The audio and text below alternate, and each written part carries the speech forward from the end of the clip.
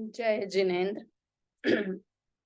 निज स्वरूप को परामरस जामे भर्यो अपार, वंदो परमानंदमय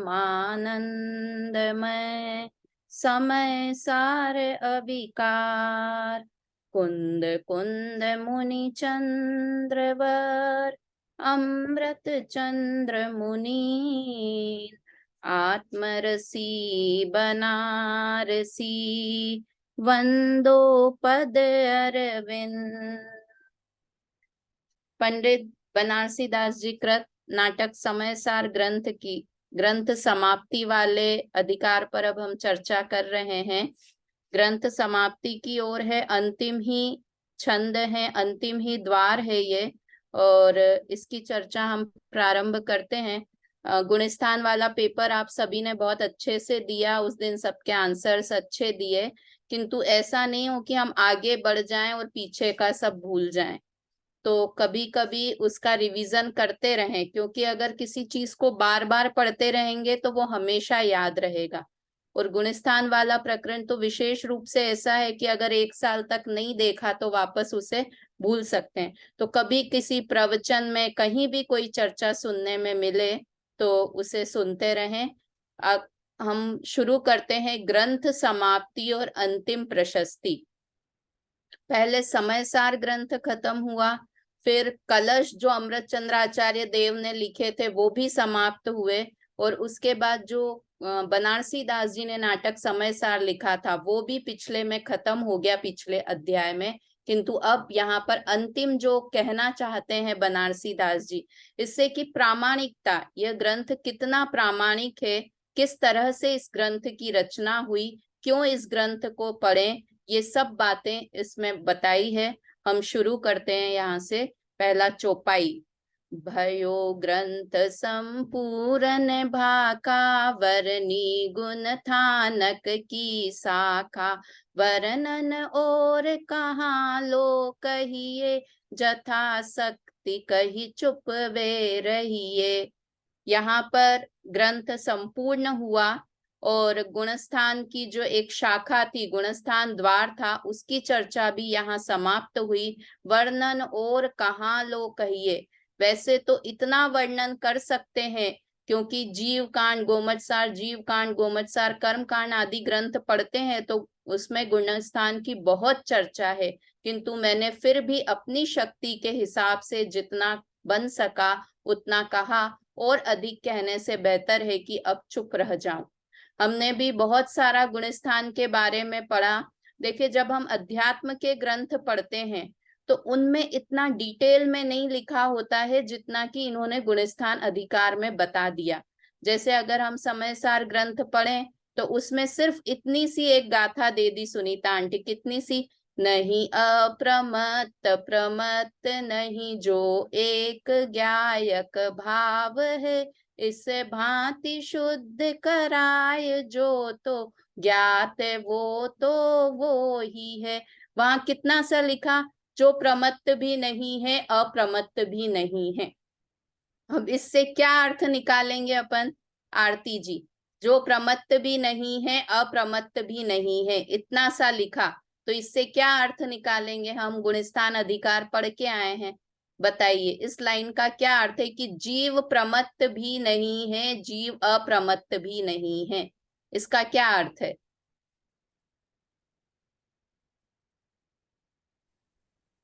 मतलब अभी निश्चय से तो वो व्यवहार में है, मतलब निश्चय से वो है, बिना प्रमाद के है, और ऐसे बाहर से देखें तो प्रमाद में है, स्वभाव में नहीं है, स्वभाव में भी है। हाँ बताइए बेला भाभी, आप बताइए। जी, सिद्ध हो जाएगा जो न प्रमत है न अप्रमत है। हाँ, मतलब उन्होंने वहां लिखा जीव प्रमत्त भी नहीं है अप्रमत्त भी नहीं है। प्रमाद वाले गुणस्थान कितने, कौन से गुणस्थान से कौन से गुणस्थान तक प्रमाद के गुणस्थान, सुनीता आंटी? 1 से 6 तक तो प्रमाद वाले हैं और 7 से और 14 तक अप्रमाद वाले हैं। हाँ, ये बताना चाह रहे थे वहां की जीव गुणस्थानातीत है, क्योंकि गुणस्थान तो पर्याय है, और जीव पर्याय जितना नहीं है, पर्याय से पार है।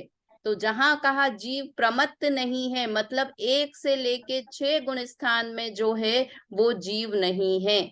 7 गुण स्थान से 14 गुण स्थान तक जो है वो जीव नहीं है, क्योंकि ये तो पर्याय है। और कैसी पर्याय है? अशुद्ध पर्याय है, शुद्ध पर्याय भी नहीं है। सिद्ध दशा के पहले अरहंत दशा है, वो भी जीव की अशुद्ध पर्याय है। क्यों अशुद्ध पर्याय है मंगला जी? क्योंकि ये संसारी जीव के भेद कहे हैं, गुणस्थान जो हैं वो संसारी जीवों की अपेक्षा से कहे गए हैं। तो जब हम अध्यात्म के ग्रंथ पढ़ेंगे तो वहां आपको एक एक चीज नहीं बोलेंगे, जीव मिथ्यात्व में नहीं है, जीव मुनि भी नहीं है, जीव श्रावक भी नहीं है, जीव श्रेणी पर चढ़ने वाला भी नहीं है। वहां तो सिर्फ एक लाइन कह दी कि जीव प्रमत्त भी नहीं है और अप्रमत्त भी नहीं है ना। इसलिए अध्यात्म ग्रंथों को जब पढ़ना है तो हमें थोड़ा सा बेसिक नॉलेज कर्णानि योग और चरणानि योग का भी होना चाहिए, नहीं तो हम वहां अर्थ ही नहीं पढ़ पाएंगे। किंतु कितना नॉलेज होना चाहिए कि बेसिक नॉलेज तो होना ही होना चाहिए ना। तो वही ऐसा ही यहाँ पर कह रहे हैं। अर्थ पढ़िए इसका एक बार, मंगला जी पढ़िए पहले छंद का अर्थ।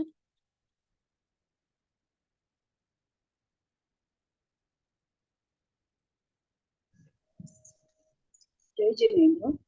हाँ, भाषा का समयसार ग्रंथ समाप्त हुआ और गुणस्थान अधिकार का वर्णन किया। इसका और कहाँ तक वर्णन करें? शक्ति अनुसार कहकर चुप हो रहना उचित है। हाँ, उन्होंने अपनी शक्ति के अनुसार वो काफी सारा वर्णन किया। हमने कितना सारा गुणस्थान के बारे में पढ़ा, उसका अर्थ देखा, उसका उत्कृष्ट काल जगन्य काल देखा, है ना। कौन से गुणस्थान में कैसा व्यवहार चारित्र होता है वो सब उन्होंने बताया।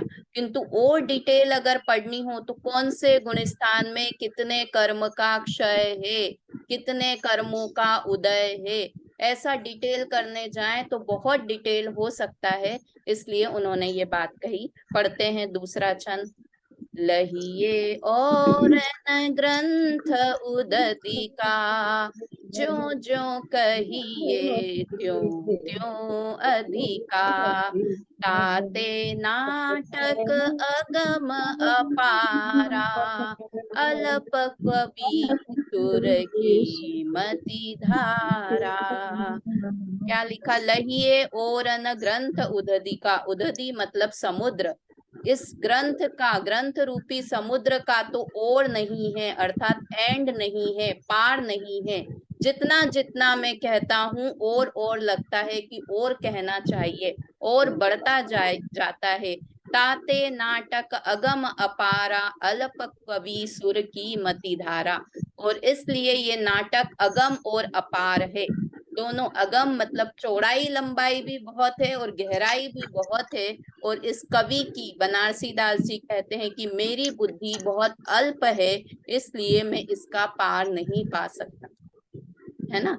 क्योंकि वास्तव में ये ग्रंथ का पार की बात नहीं है। अगर हम इसका भावार्थ देखें तो जीव की बात है कि जीव का कितना वर्णन किया जाए कि हम जीव का पार पा सकते हैं, जीव कैसा है ये समझ सकते हैं।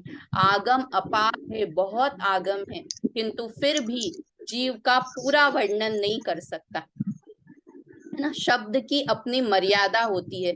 एक भजन सुना होगा आप लोगों ने, सारी धरती कागज बनाऊं, समुद्र जल की शाही बनाऊं, तब भी पार न हो। मतलब इतना कैसे करूं गुणगान प्रभु तेरा, कैसे करूं गुणगान। वहां भगवान के लिए बात है, किंतु ऐसे ही हम आत्मा के लिए कि कितना वर्णन करें तो आत्मा के स्वरूप को कह सकते हैं कि उसका अंत नहीं है।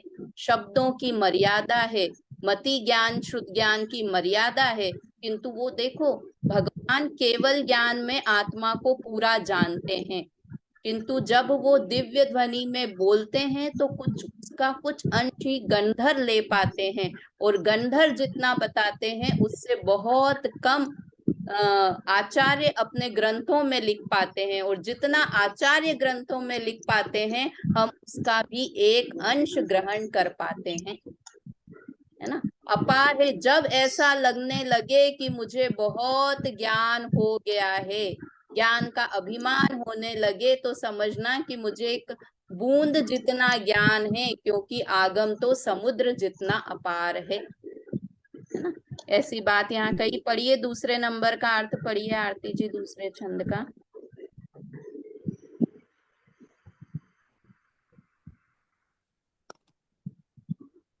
ग्रंथ रूप समुद्र पार नहीं पा सकते, जो जो कथन किया जावे जो तो बढ़ता ही जाता है, क्योंकि नाटक अपरंपार है और कवि की बुद्धि तुच्छ है। हाँ, विशेष भी पढ़िए। यहाँ ग्रंथ को समुद्र की उपमा दी है और कवि की बुद्धि को छोटी नदी की उपमा है। देखो, ये भी एक महान व्यक्ति की निशानी है। इतना सुंदर ग्रंथ लिखने के बाद बनारसी दास जी कह रहे हैं कि मेरी बुद्धि तुच्छ है ना।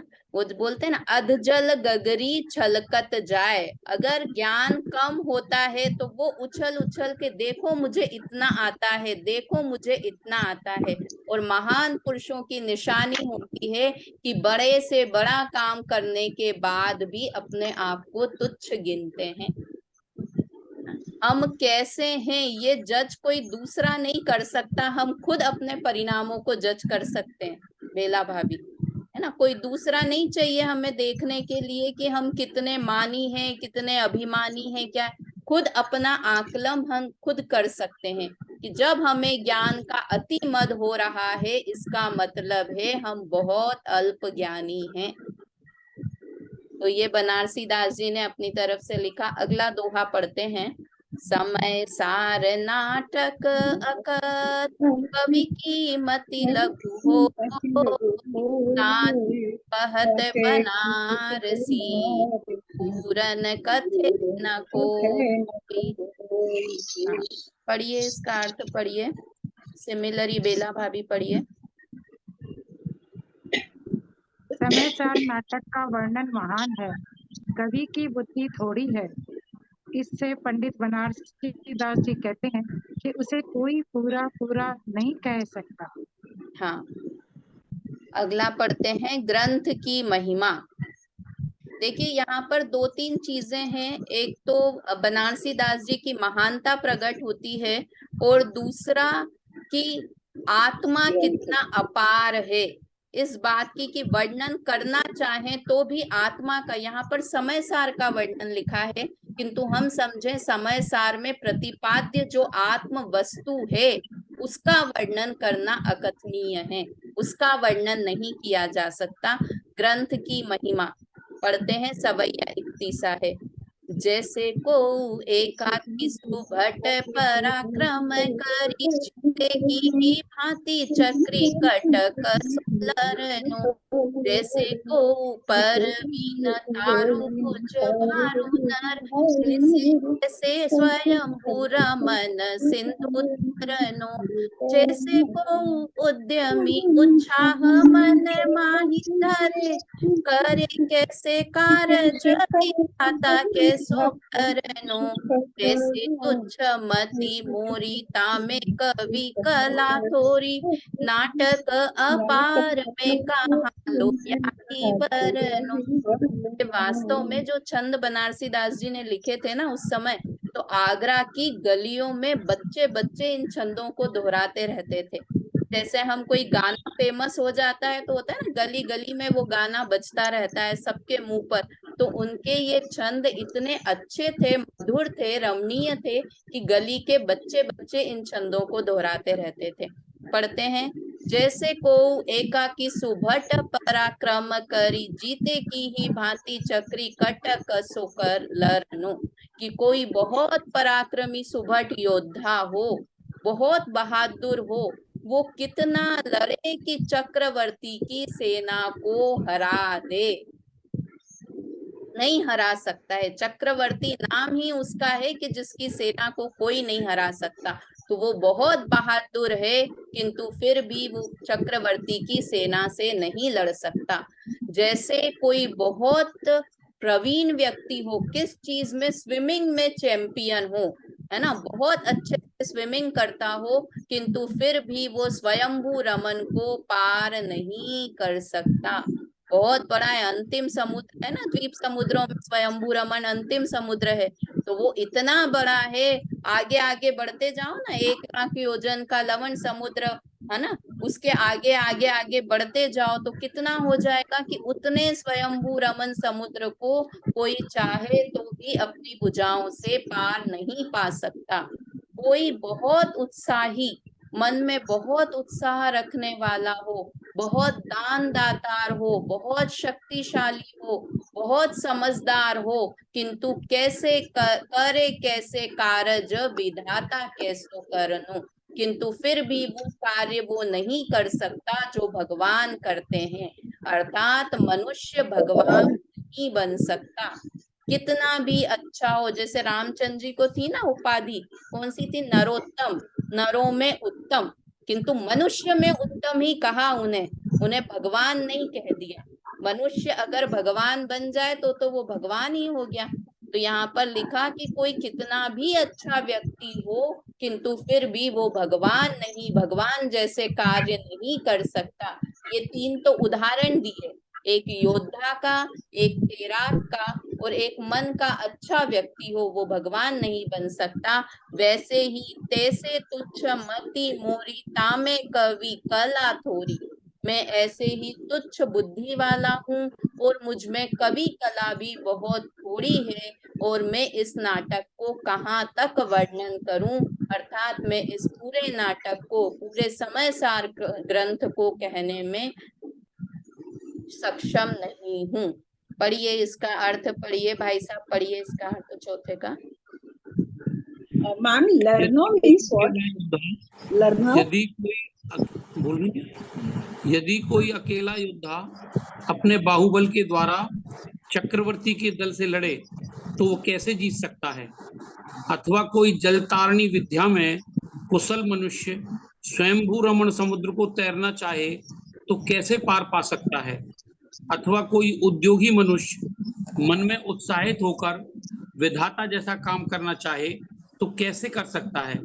उसी प्रकार मेरी बुद्धि अल्प है, वह काव्य कौशल कम है और नाटक महान है, इसका मैं कहाँ तक वर्णन करूं? हाँ, जो ये आगे के जितने भी छंद हैं, अभी 3-4 छंद और आने हैं, और इन छंदों में भी मुख्य रूप से अपनी लघुता बताई है बनारसी दास जी ने, और समय सार ग्रंथ की महानता बताई है। समय सार ग्रंथ की कहें या समय सार में प्रतिपाद्य जो आत्म वस्तु है उसका वर्णन करना अकथनीय है, ऐसा बता रहे हैं। हाँ मंगला जी, आपने रेज हैंड किया है, बोले। लर्नो मीन्स व्हाट? क्या चीज? कटकसो लर्नो। मेरी आवाज नहीं आती है मैम? आ रही है। जीती की ही भांति चक्री कटकसो लरनो, है ना, तो इसका अर्थ है जीते की है भांति कटकसो लरनो। 1 मिनट में पूरा ही अर्थ बता देती हूँ एकदम। चक्रवर्ती की सेना को कैसे जीत सकता है? कटकसो मतलब सेना, और लड़नो मतलब जीत, लड़ सकता है। जीते मतलब जीत सकता है। कैसे चक्रवर्ती की सेना को लड़कर जीत सकता है ना। कटकसो मतलब सेना, चक्रवर्ती की सेना से लड़नो मतलब लड़कर, कैसे जीते की ही जीते, कैसे जीत सकता है, अर्थात नहीं जीत सकता है। यहाँ प्रश्न उठाया और खुद ही उसका उत्तर दिया कि नहीं जीत सकता है। चलिए, जीव नट की महिमा, जीव कैसा है उसकी महिमा बता रहे हैं। सवैया इक्तीसा है, एक साथ बोलते हैं। जैसे वट वृक्ष एक तामे फल है अनेक, फल फल बहु बीज बीज बीज वट है। वट माही फल फल माही बीज तामे वट, कीजे जो विचार तो अनंतता अघट है।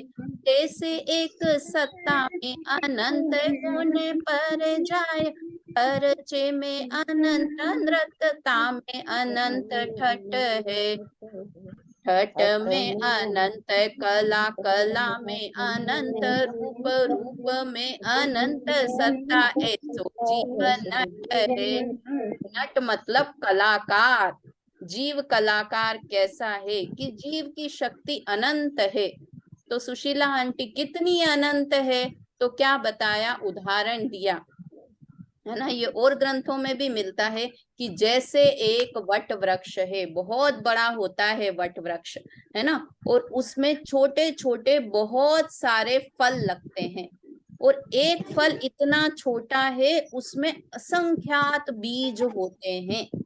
एक फल के अंदर असंख्यात बीज होते हैं। तो यहाँ कहा, क्या कहा, जैसे एक वट वृक्ष है, उसमें बहुत सारे फल लगे हुए हैं और एक एक फल में बहुत सारे बीज हैं। अब अगर उन एक एक बीजों को बो दिया जाए तो कितने वट वृक्ष हो जाएंगे, कि बहुत सारे वट वृक्ष हो जाएंगे। फिर वो वट वृक्ष वापस इतने अनंत वट वृक्ष बो दिए जाएं असंख्यात, फिर उनमें फल लगे और उन फलों में एक एक फल में असंख्यात बीज, और फिर उन बीजों को बो दिया जाए तो कितने वट वृक्ष हो जाएंगे।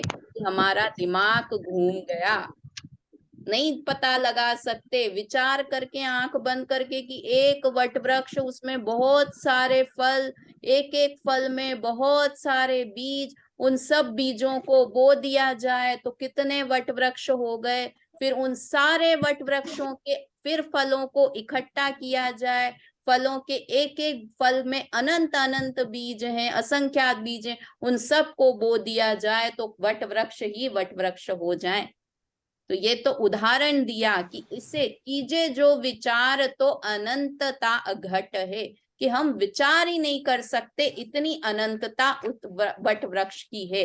तो वट वृक्ष गिनना है कि क्या गिनना है, तो यहाँ कह रहे हैं ये, अरे ये वट वृक्ष नहीं गिनना है। कैसे, तैसे एक सत्ता में अनंत गुण पर जाए।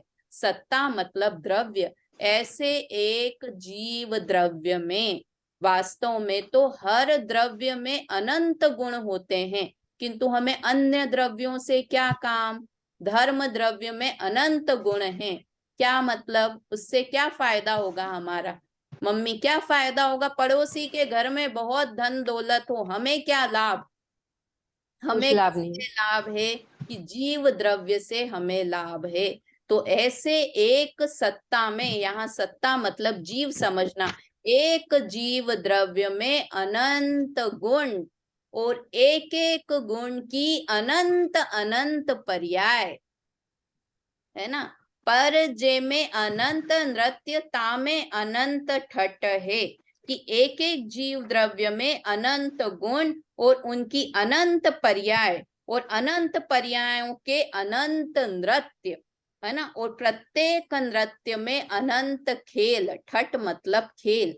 अब एक विचार करें कि हम जीव द्रव्य हैं, कितने गुण हैं, कि हम तो गिन के गुण बता सकते हैं, अभी हम चर्चा भी करें तो ज्ञान, दर्शन, सुख, वीर्य, फिर थोड़े सामान्य गुण बता देंगे, अस्तित्व, वस्तुत्व, द्रव्यत्व, प्रमेयत्व, अग्रु लघुत्व, प्रदेशत्व, और थोड़े स्वाध्यायी हो जाएंगे तो 47 शक्तियां बता देंगे, जीवत्व शक्ति, चीती शक्ति, दर्शी शक्ति, वो बता देंगे। किंतु शब्दों की सीमा है, ये तो कुछ गुण बताए, तो ऐसे गुण अनंत और एक एक गुण की अनंत पर्याय।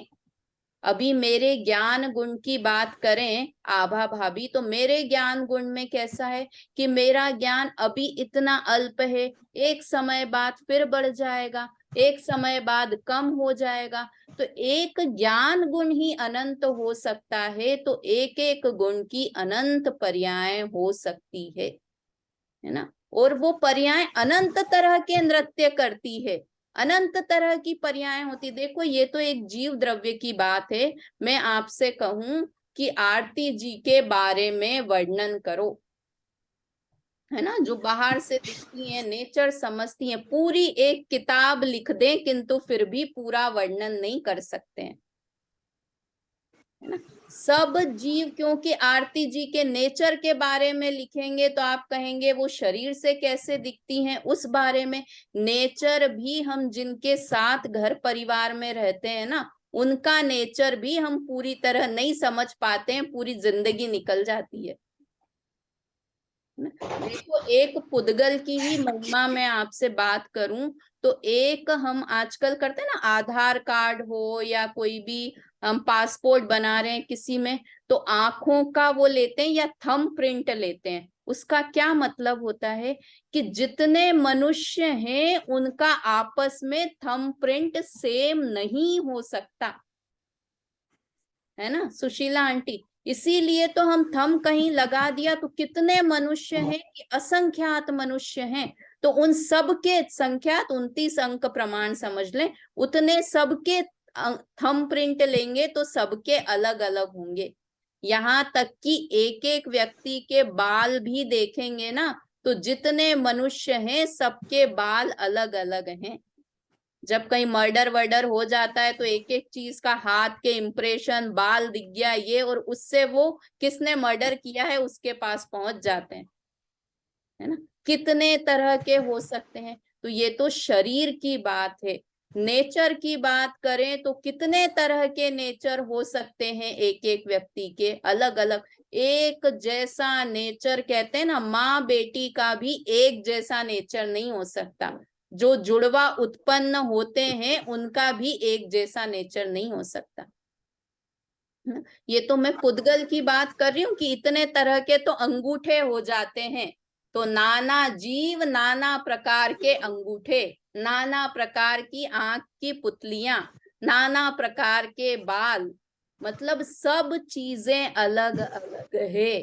तो ऐसे अगर हम, क्यों पुद्गल की बात कर रही हूँ, क्योंकि पुद्गल विजिबल होता है, हमें दिखाई देता है। तो हम समझ सकते हैं कि जब पुद्गल द्रव्य के अनंत गुण, उनकी अनंत पर्याय हैं, वैसे जो नजर नहीं आता ऐसा जीव द्रव्य और उस जीव द्रव्य के अनंत गुण और उन अनंत गुणों की अनंत अनंत पर्याय होती हैं। कैसे वर्णन कर सकते हैं उस जीव द्रव्य का? अकथनीय है, बस समझ ही सकते हैं। कुछ गुणों को आधार बनाकर अपने मतिश्रुत ज्ञान में उस जीव का हम निर्णय कर सकते हैं कि ऐसा जीव द्रव्य है। और उसके अनंत गुण कब जानेंगे सुशीला आंटी, कब जानेंगे? कि भाई वो तो जब केवल ज्ञान होगा तब उस अनंत गुणों को जान सकते हैं। मतिश्रुत ज्ञान में वो शक्ति नहीं है। तो अनंत पर्याय और अनंत पर्याय अनंत प्रकार के नृत्य करती है। ठट में अनंत कला, कला में अनंत रूप, और वो जो अनंत खेल खेलती हैं उसमें भी अनंत कलाएं हैं और अनंत तरह की कलाएं हैं। रूप में अनंत सत्ता, ऐसो जीव नट है। ऐसे अनंत शक्तियों का संग्रहालय, ज्ञान का गोदाम, ऐसा जीव राज है। कौन सा जीव है ऐसा? मेरे पड़ोसी का जीव है। अरे मैं स्वयं हूं ऐसा जीव। क्यों हम अपने आप को दीनहीन समझें कि मैं अनंत शक्तियों का संग्रहालय हूं?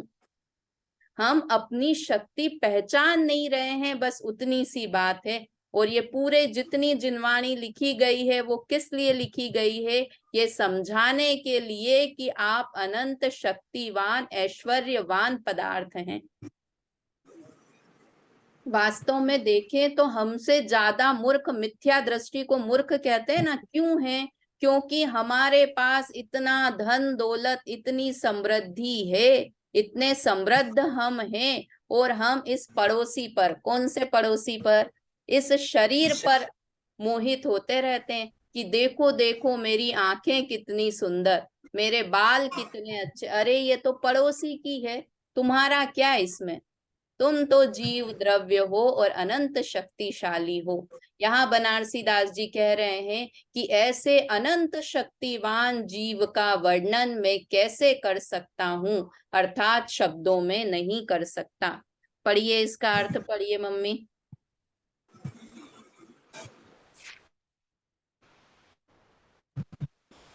जिस प्रकार एक बट वृक्ष, बट के वृक्ष में अनेक फल होते हैं, प्रत्येक फल में बहुत से बीज तथा प्रत्येक बीज में फिर बट वृक्ष का अस्तित्व रहता है, और बुद्धि से काम लिया जावे तो फिर इस बट वृक्ष में बहुत से फल और प्रत्येक फल में बहुत से बीज और प्रत्येक बीज में बट वृक्ष की सत्ता प्रतीत होती है। इस प्रकार बट वृक्ष के अनंत पने की नहीं मिलती। उसी प्रकार जीव रूपी नट की एक सत्ता में अनंत गुण है। प्रत्येक गुण में अनंत पर्याय हैं। प्रत्येक पर्याय में अनंत नृत्य हैं। प्रत्येक नृत्य में अनंत खेल हैं। प्रत्येक खेल में अनंत कलाएं हैं और प्रत्येक कला की अनंत आकृतियां हैं। इस प्रकार जीव बहुत ही विलक्षण नाटक करने वाला है। वास्तव में जीव के भी गुण की बात करें, जो ये गुण स्थान की चर्चा की है वो सब पर्याय हैं।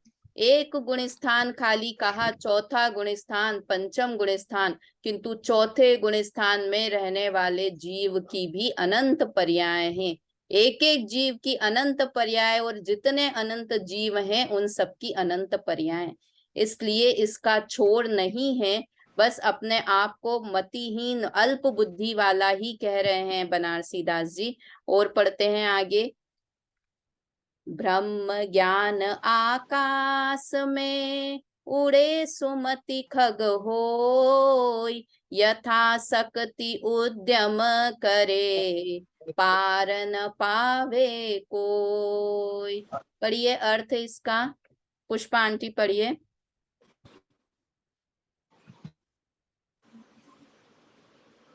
म्यूट कर लीजिए अपने आप को। स्क्रीन थोड़ा सा ऊपर करना पड़ेगा, दिख नहीं रहा है। अच्छा,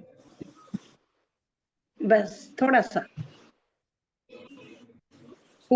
बस। ब्रह्म ज्ञान रूपी आकाश में यदि शुद्ध ज्ञान रूपी पक्षी शक्ति अनुसार उड़ने का प्रयत्न करे तो कभी अंत नहीं पा सकता।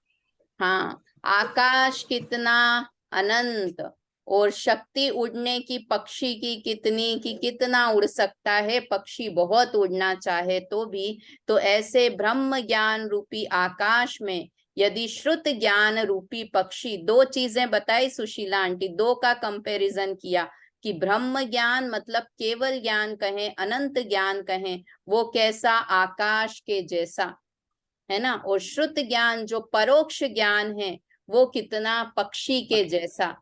तो वो कैसे उड़ के पार पा सकता है, अर्थात नहीं पा सकता है। अगला छंद पढ़ते हैं, चौपाई का है। ब्रह्म ज्ञान नभ अंत न पावे, सुमति परोक्ष कहाँ लोधावे, जी विधि समय सार जिनि कीनो, दिन के नाम कहूँ अब तीनों। हाँ, पढ़िए इसका अर्थ पढ़िए सुशीला आंटी।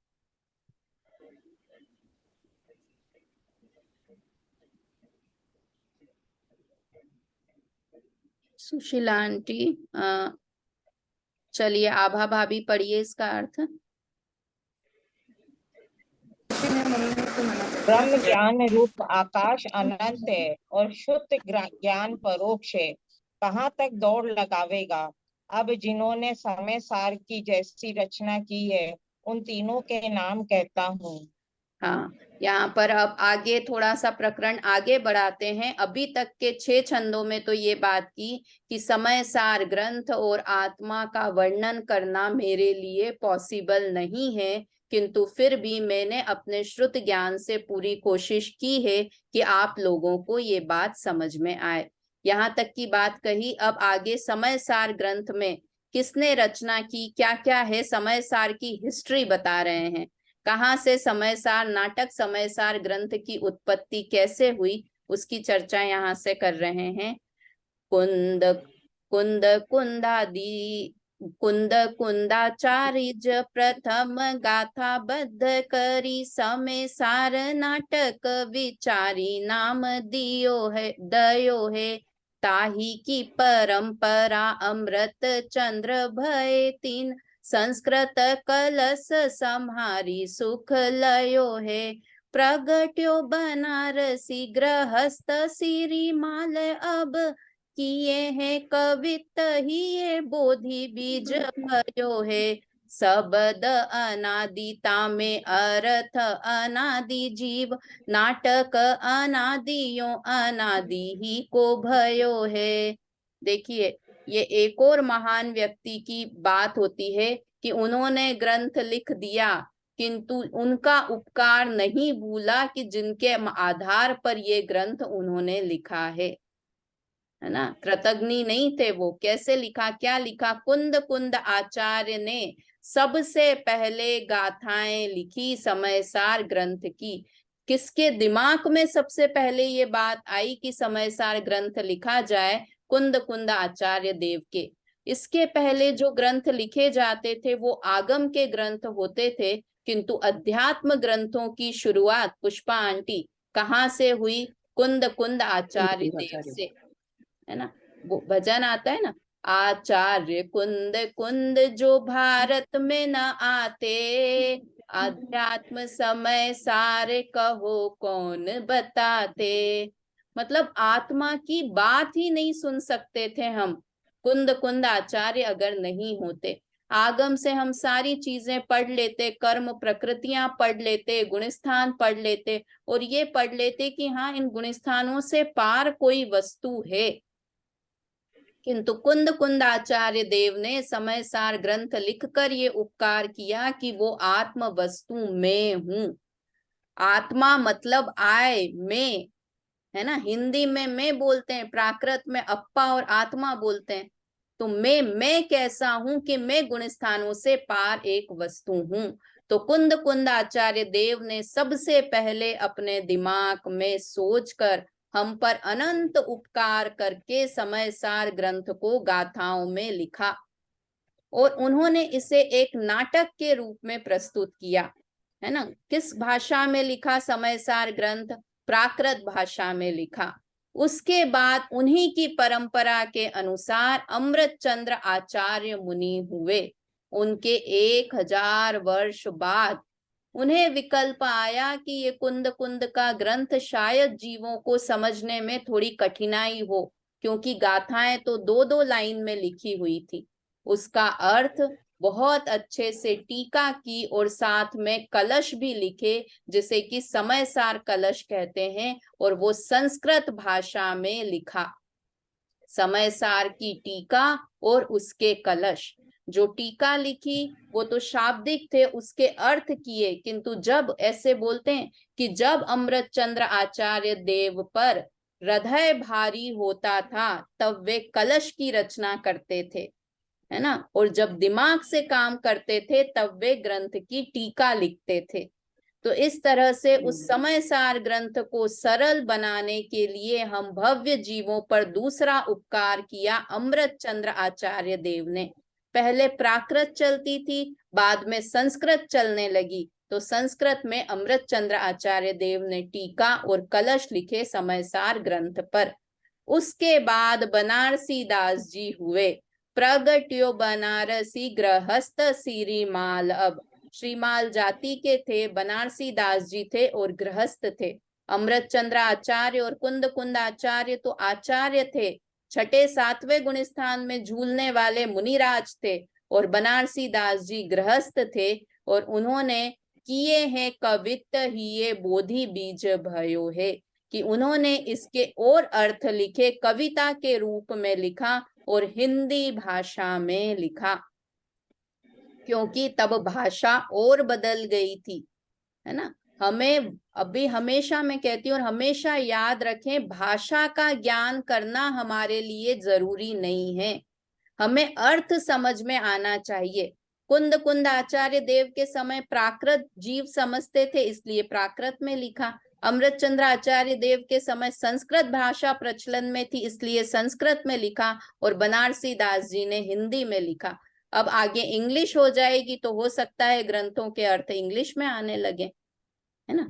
हमें तो उन ग्रंथों में जो वस्तु बताई है, आत्म वस्तु, उस आत्म वस्तु को समझना है ना। शब्द अनादिता में अर्थ अनादि जीव। शब्द भी कैसे हैं? अनादि के हैं। जीव भी कैसा है, अनादि का है। बनारसी दास जी कह रहे हैं मैंने कुछ नहीं किया, अनादि का जो जीव है और अनादि के ही शब्द हैं उसे बस नाटक रूप में पिरो दिया है। नाटक अनादि यो अनादि ही को भयो